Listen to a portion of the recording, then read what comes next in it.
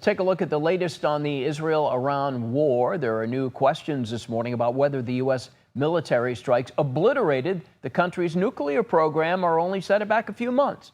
ABC's Nicole D'Antonio in Washington with details on the new report and reaction from the White House.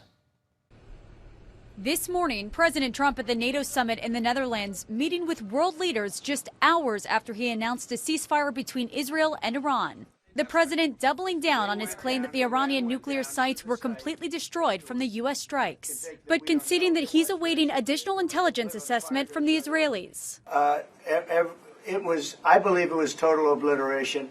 I believe they didn't have a chance to get anything out because we acted fast. But sources tell ABC News a preliminary Pentagon report indicates the damage was limited, saying Iran's nuclear program was only set back a few months. The preliminary report from the Defense Intelligence Agency and U.S. Central Command says that much of Iran's stockpile of enriched uranium was not destroyed because it was moved before the U.S. struck. 900 pounds of near-weapons-grade uranium is also unaccounted for, according to the International Atomic Energy Agency. Lawmakers like the top Senate intelligence Democrat who have attacked the White House for being kept in the dark on the strikes remain critical after reviewing the classified report on the damage. We also have got questions about where all of Iran's enriched uranium is located at this point.